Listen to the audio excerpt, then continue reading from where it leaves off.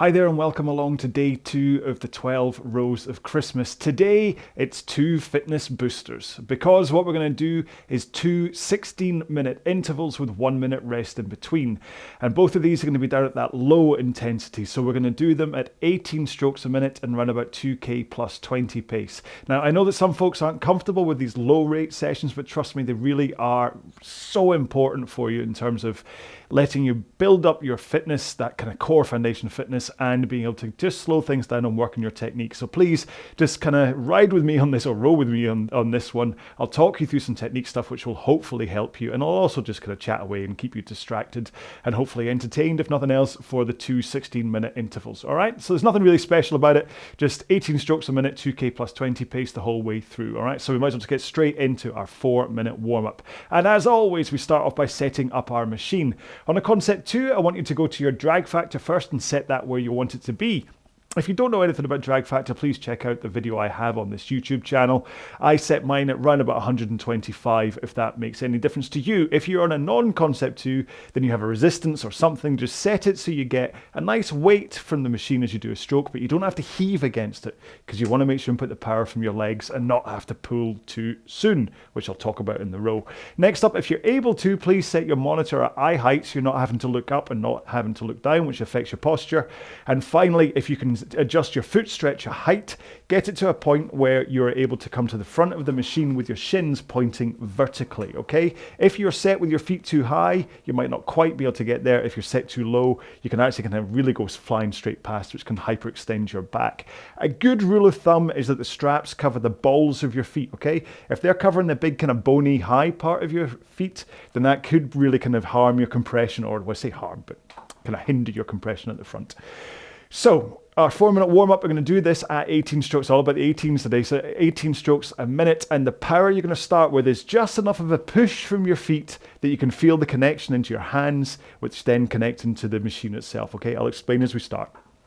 All right, and so here we go with the warm-up in 3, 2, 1, let's go.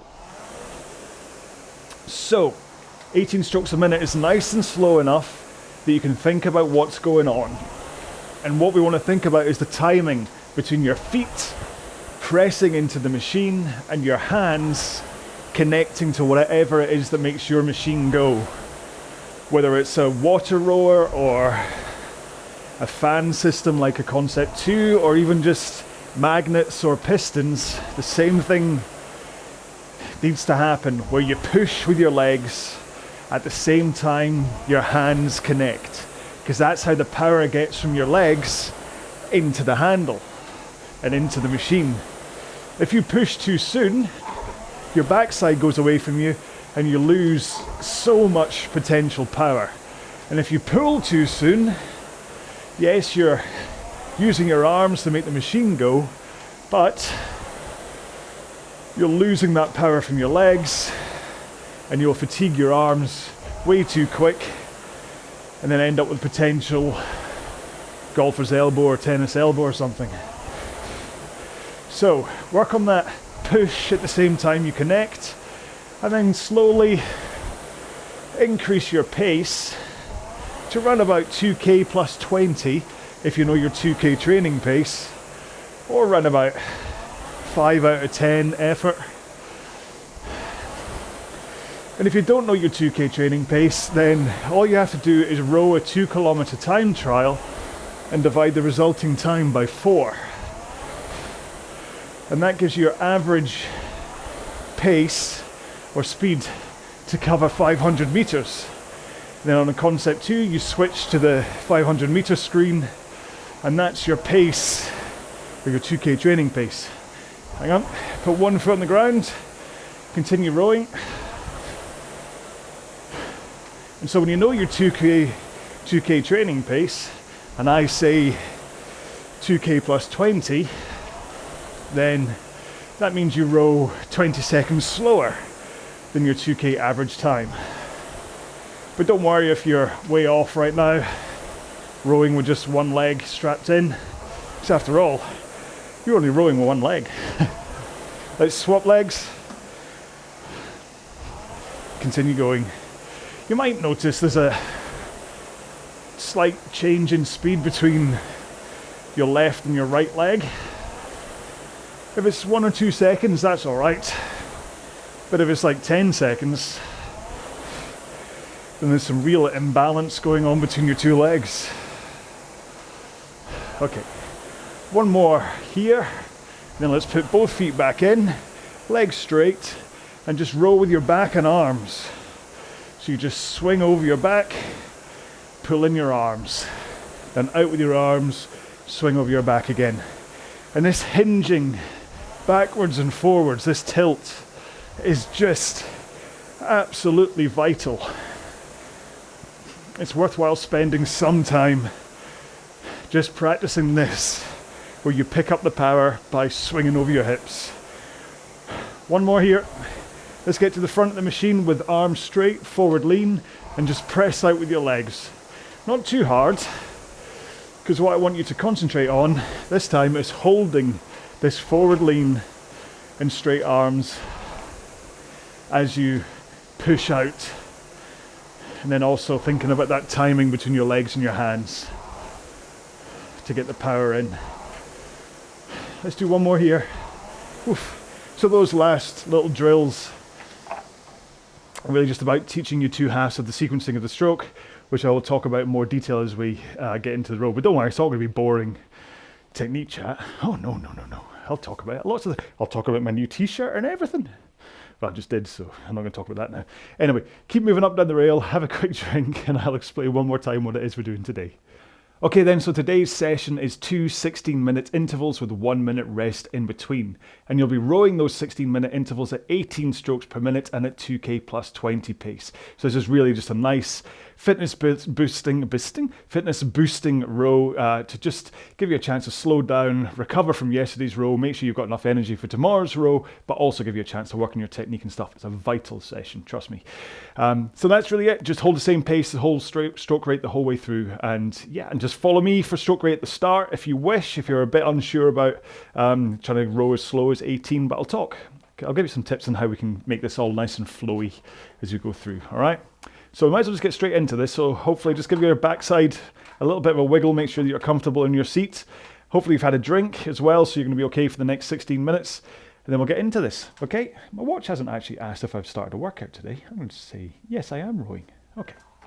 Yeah, there we go. We count down. Yeah, I'll just wait for me.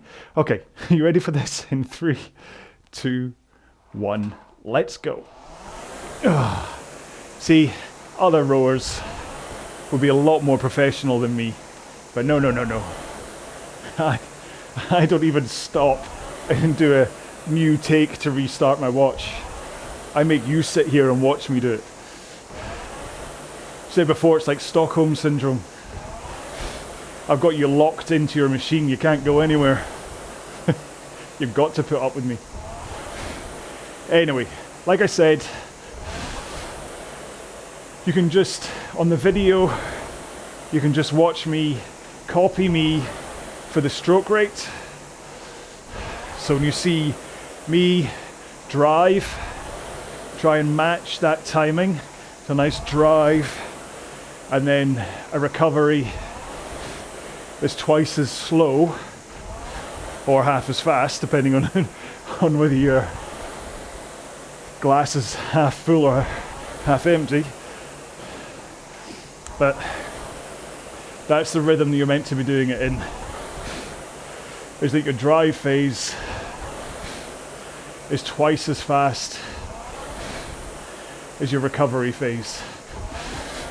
If you're listening to this on a podcast, then hello folks.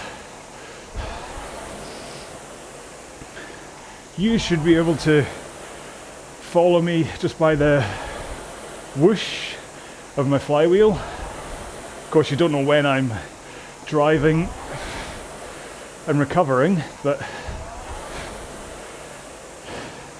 usually if you just match it to the pattern of my speech, it should make sense.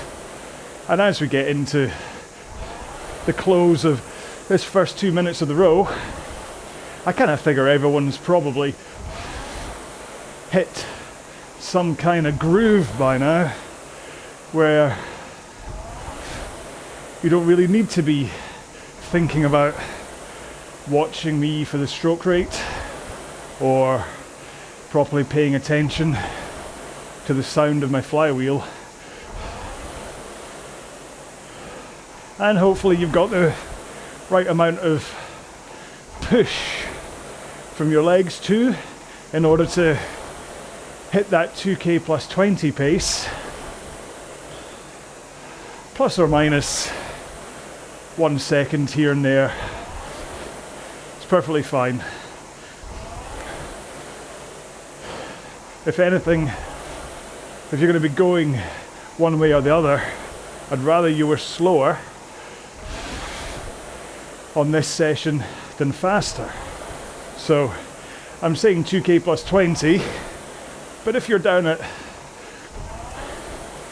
2k plus 22, that's no real issue.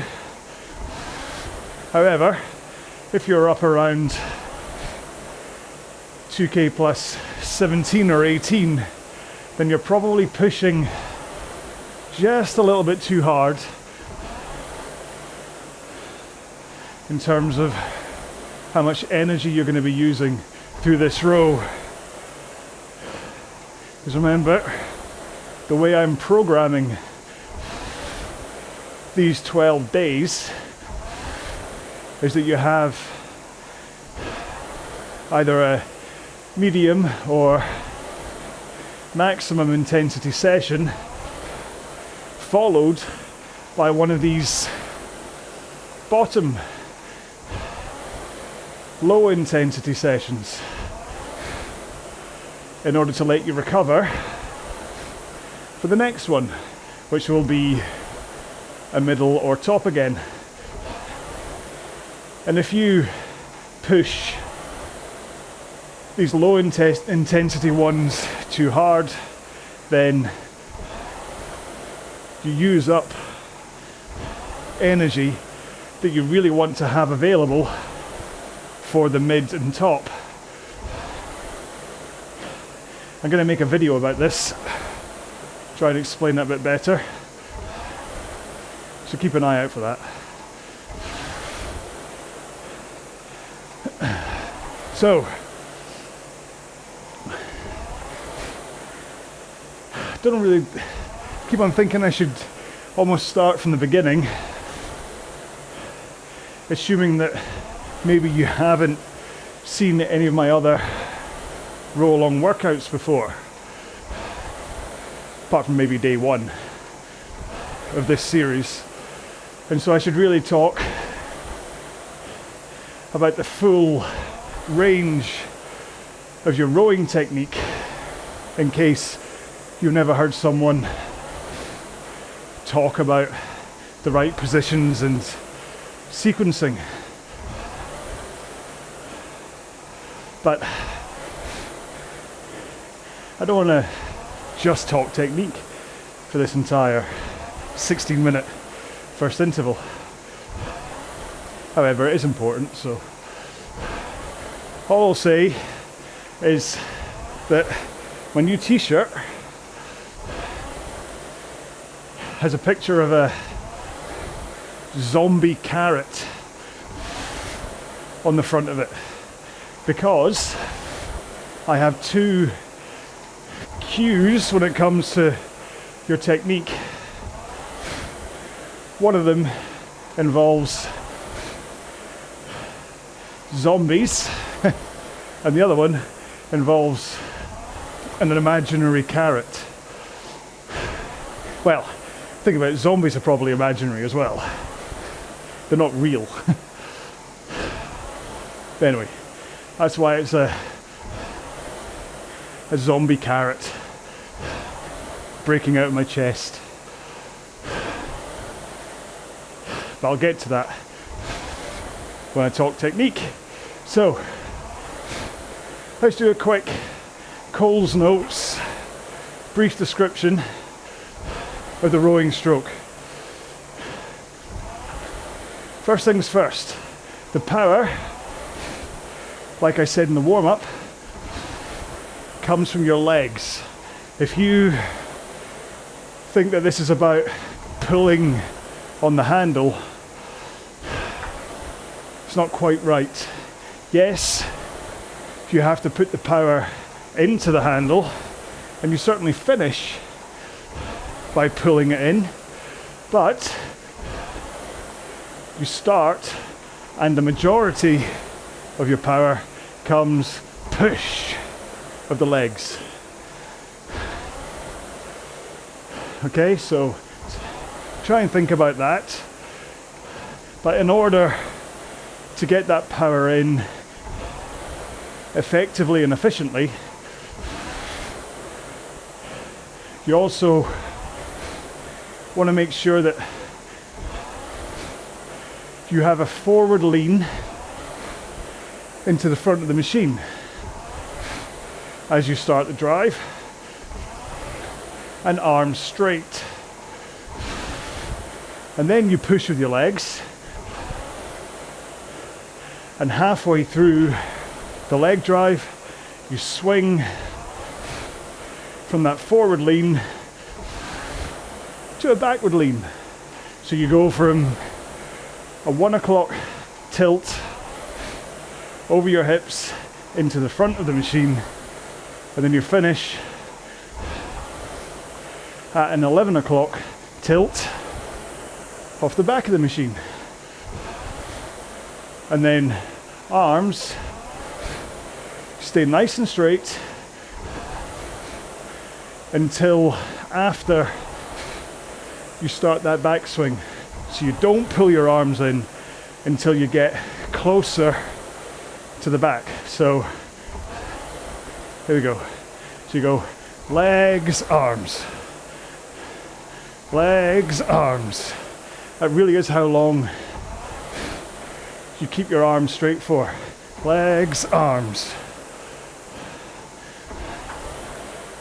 And that way, that power surges in from your legs into the machine. Which means that the sequencing as you drive into the stroke goes legs, back, arms. Legs, back, arms. Legs, back, arms. If you find or feel that you're going arms, legs, back, then that's quite an inefficient way to row. And like I said in the warm-up, you can exhaust your muscles quite quickly that way.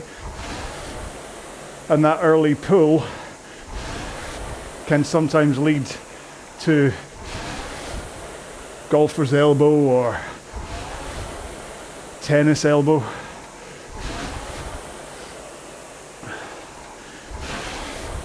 Then as you finish with the handle, I mean, I'll talk more specifics about positions and things in the next interval, but I just want to talk about it globally. But you finish with the handle by pulling it in to your chest around sternum height, and then you instantly send it forwards again. Don't pause at the back. So you just in, out, put it back out at the same pace you brought it in at. So it's not on fire. You're not trying to throw it away from you. It's not like, I see this a lot, where people finish and then race the handle away. A nice rhythm. Oh, that quite hurt my arm doing that. Anyway,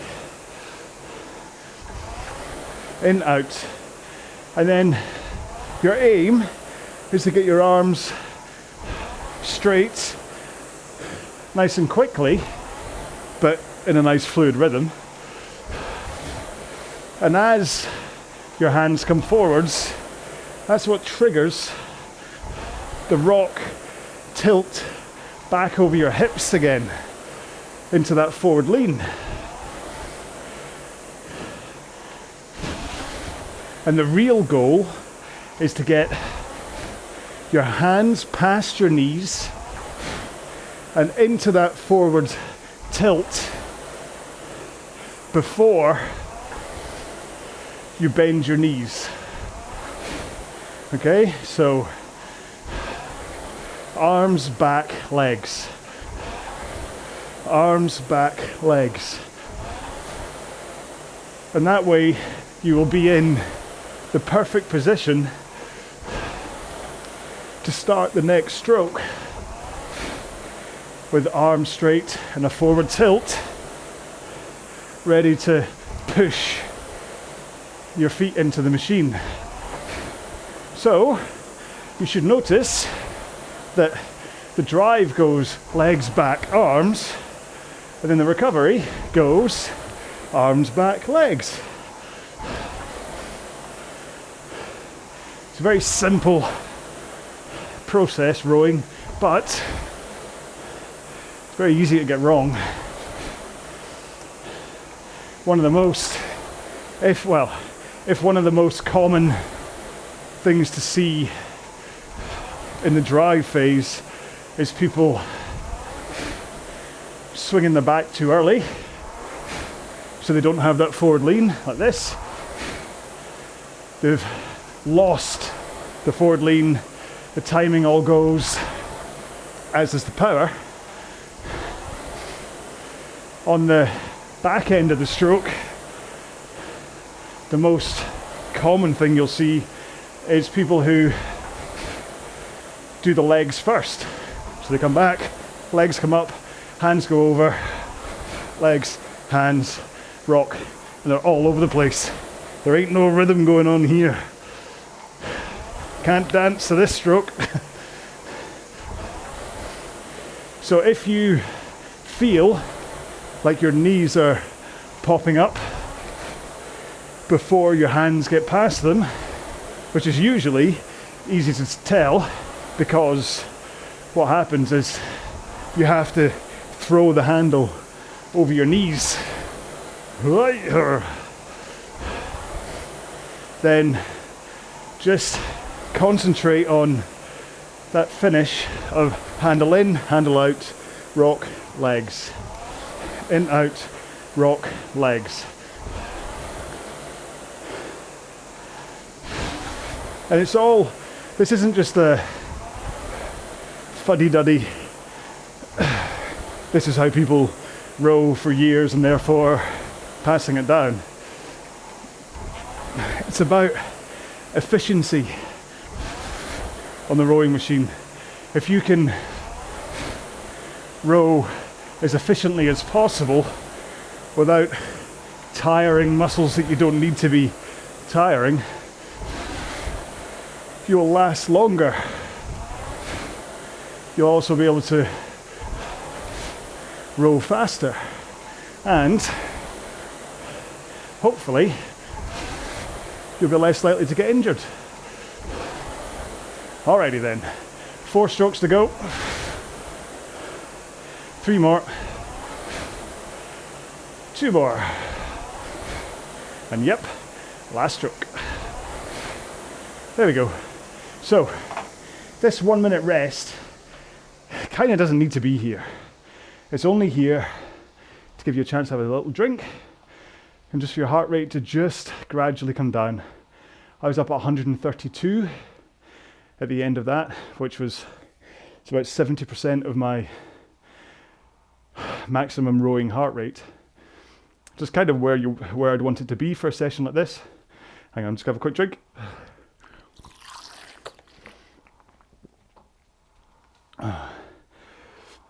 If you have a heart rate monitor and you know your maximum heart rate, in a session like this you want the majority of it to be between, say, 65, 75% of your max. Closer to 65 would be better, but okay. 10 seconds to go. Told you it'd be a short rest. 6, 5, 4, 3, 2, 1. Let's go. And we're just straight back into the same thing again. You might find that you suddenly feel really loose and powerful as you start this off, as your body is primed and ready for it.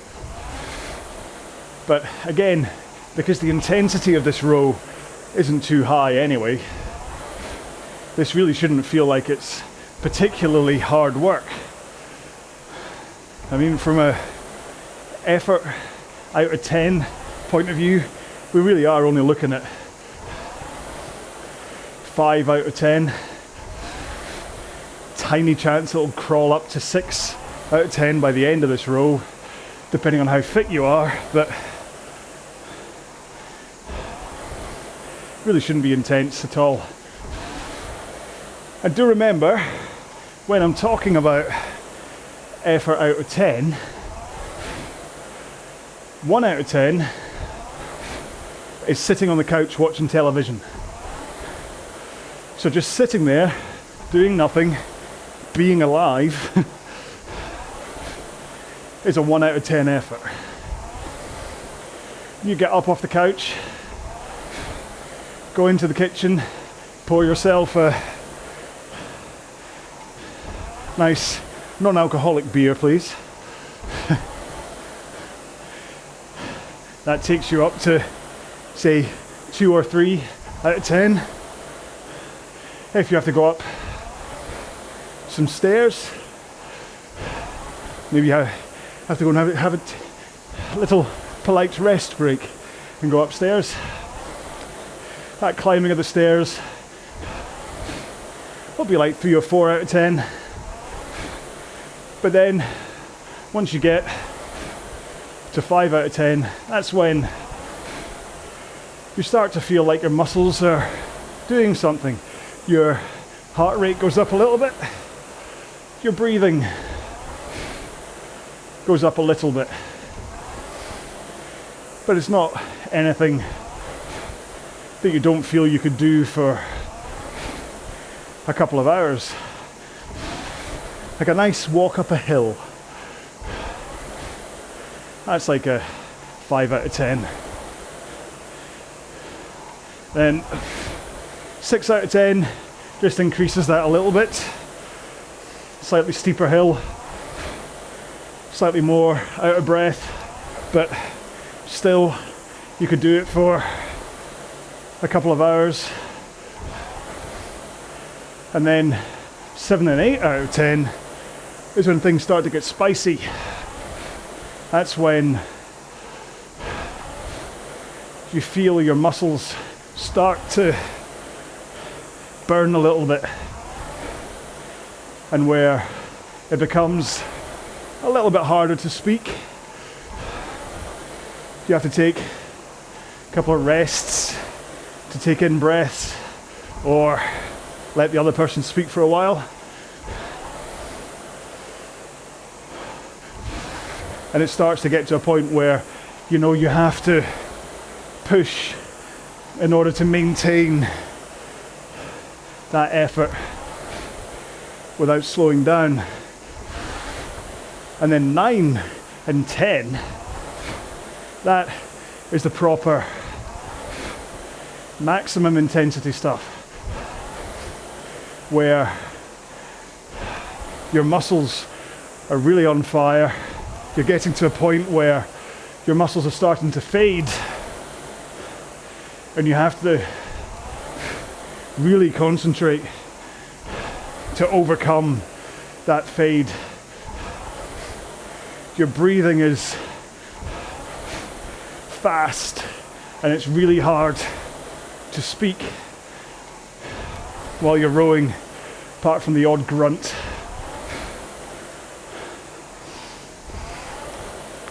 So, what I'm saying is a 5 out of 10 still has a level of effort. It's easy compared to the 7, 8, 9, 10, but it's also effort compared to just sitting on the couch watching reruns of Quantum Leap on your television.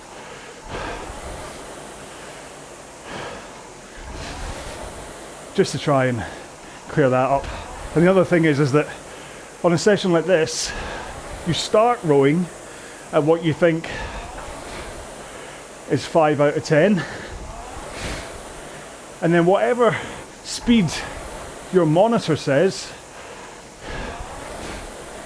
that's what you hold until the end of the row. You don't slow down if the intensity feels stronger towards the end of the row. The way I program things, you maintain your pace. The way, if you're doing heart rate zone training, that's when you slow down, when the intensity rises. But that's not how I program my workouts. Anyway, so let's talk about some of the finer points of technique then. The first one is your arms, and this is where the zombie comes in. What I wanted you to think about is on the return, the recovery section of the stroke, as you get those arms out in front of you, nice and straight, I want them to be loose, relaxed, okay? Nice, soft shoulders, floppy arms.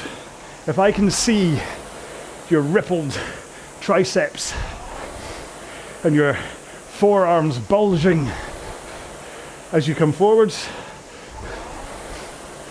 you're too tense. And so this is why I say zombie arms, because zombies just have their arms out in front of them, nice and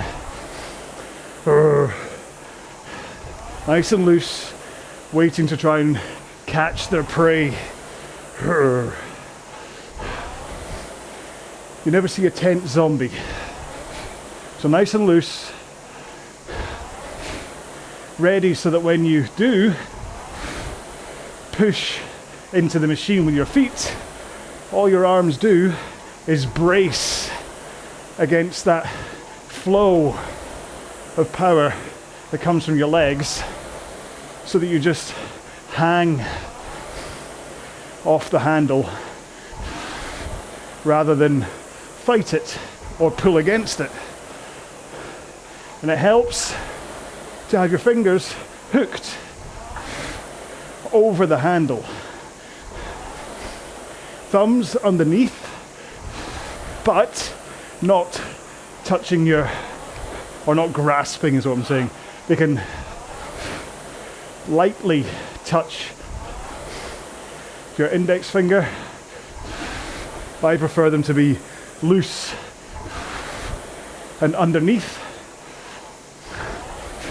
as that's how the straight line of power comes from your legs through your posterior chain to your shoulders and straight through your arms into the handle. If you have your thumbs on top, you can, well, I can feel the force going towards the outside of my forearms rather than straight down my forearms with my thumbs underneath and fingers just hooked over the handle. But the other thing I want to talk about is posture, and this is vital. When you come in to the front of the machine, which is known as the catch, you want to have a good, powerful posture, and this is why I say you tilt over your hips. So as you come forwards, it's just a tilt forwards. Same at the back, where you just tilt because you have a good posture at both ends. And at the catch, that means being up on your sit bones. So you slide the seat forward far enough for your shins to be pointing vertical, but you want to be up and primed on your sit bones with a good, powerful, not as straight as a door, but powerful posture. Certainly not collapsed and rolled in, okay? And the way that I suggest to imagine your posture, and I stress imagine, is that you are sitting on a carrot. I know, I'm not particularly proud of this one, but it works. You basically have a carrot stuck up your bum, like this. And as you come forwards, you want to make sure not to snap that carrot. So you're nice and powerful, tilted forwards. Don't snap the carrot. And then as you drive through the stroke, you just swing over your hips. And all that happens is your carrot goes from forwards to backwards, still maintaining the integrity of your carrot. And if you have a good posture at the back, it's a much more powerful way to finish your stroke, as opposed to coming to the back and really collapsing and rounding everything down, which not only loses you power and efficiency, but it also snaps the carrot. So this is why my t-shirt has a zombie carrot on it. Combine the two. Now, I will put out a disclaimer and say, please don't try this or that example out properly. Nothing should go up your bum. Certainly not when rowing. Certainly not a carrot. It's just there for you to imagine. Anyway, so that helps your posture, so you can just tilt over your hips, backwards and forwards. And the point is, remember in the last interval when I was talking about the arms away and the tilt forwards, if you have just a good posture that works like a pendulum, going backwards and forwards and backwards and forwards, that's really easy. But if you collapse your posture at the finish, it's really hard to get back up into that forwards tilt again. And if you do collapse your posture at the back, what happens is your tailbone tucks underneath you, your hips point backwards, and your sit bones end up crushing your glutes. So if you have ever suffered muscle pain in your backside when rowing, then 9 times out of 10 that's caused by poor posture and that tucking of the tailbone and the sit bones grinding over your glutes like a rolling pin.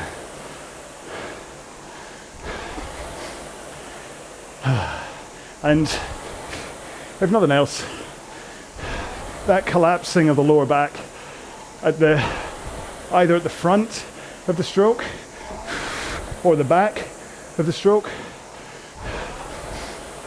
puts so much force through your lumbar region that has no right to be going there, that not only will you be rowing inefficiently and with a lot less power,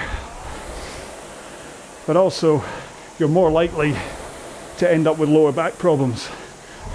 And to be honest, the reason I bang on about technique so much is that I want you to be fitter, faster, stronger, not slower, fatter, injured. Last stroke.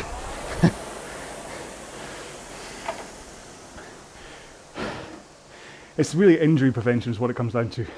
This idea of pushing with your legs and the power coming up, flowing through your body, rather than you fighting against it with your arms or swinging your back.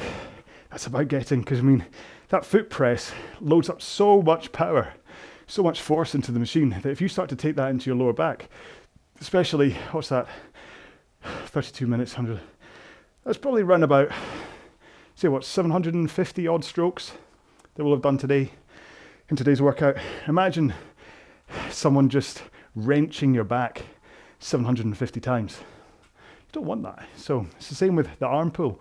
If you're yanking on it too early and pulling, it's like 750 early pulls, and yeah, you might for a while get big old guns and say, yeah man, look at my veins popping, I'm so strong. But eventually, say a week, 2 weeks worth of that kind of rowing style in, especially if you're new and you don't kind of have the body to deal with that kind of force. A couple of weeks in, you end up with a torn bicep or just sore arms, and you're like, oh, I can't row today, I'm in so much pain. You don't want that. You want to be able to come back every day and say, I feel great, I'm able to row. And so this is what, or this is why, so I'm just loading up the 2 minute cooldown, I'm not ignoring you. This is why I talk technique all the time, and you will find across all of my rows that I do take quite a considerable amount of time to just always talk technique, and it's so that it just kind of comes back in your brain again, so that maybe you had thought you'd forgotten about the posture side of things, about being up in your sit bones, because the difference between rowing like this, and rowing like that little rounding of the lower back and the hips going backwards just puts everything into here, whereas suddenly coming up, I can feel it's already kind of coming. My legs, everything, the hips, it's all in a straight line now, ready for the stroke. Anyway, let's do this 2 minute cool down. We're going to do this again at 18 strokes a minute and start off at around about the pace you were just rowing at, and then quite quickly slow down, okay? So here we go then in 3, 2, 1, go. So just give it like 5 or 6 more strokes at that 2k plus 20 pace, just to let your muscles fire a few more times with that intensity. And then let's just gradually ease down about 10 seconds worth pace. And if you're doing it on the effort level, if you were around about 5 or 6 out of 10, just effort now is about 4 out of 10. You're just still connecting to the machine, but actually you're just letting yourself wind down. And these cool downs, even for a workout like today's, are absolutely vital, not only from a muscles and body point of view, but also from a brain point of view, where well, taking a little bit of concentration to have held your rate and pace for those 32 minutes worth of rowing, especially if you were thinking about various technique things and you're trying to work out, oh, hang on, what's going on here? And so a little cool down just helps your brain decouple with all that concentration. But it's also just really important to get into the habit of it, so that when it does come to the faster sessions where you will need to cool down, you've just formed a habit of always doing a 2 minute cool down. Now, talking of habits, hang on, 2 strokes till I'm done. Ugh. You don't have to stop here, you can continue to cool down of course, but it's also a good idea to get into the habit of doing some post-row stretching as well, which by all means climb off the machine and do some stretching while I say goodbye. Hey, I don't do it, of course, do as I say, not as I do, because I'm sitting here talking to you. But if you can think about stretching your hip flexors, your hamstrings, your quads, shoulders, kind of biceps maybe if you pull, and then forearms, which I always pray into that. Get your hands together, push down, and this gets a nice little stretch into your forearms under there. That's quite handy, especially if you are an early puller. I know you're out there. Can't quite see you, but I know you're out there.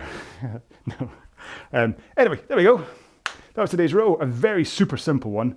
After yesterday's row, that was quite welcomed for me. I hope it was for you too. And I hope it wasn't, like I said in the intro, I know some people do struggle with these lower rate rows, and I completely get why. Okay, I know they're not the most exciting in the world, but I've described it before, had it described to me before as it's like that reliable friend that you go out with to a bar over a weekend, okay? So you're going out for a big night, but you've got that friend Steve, and Steve's driving, and Steve just sits there and sips his lemonade all night.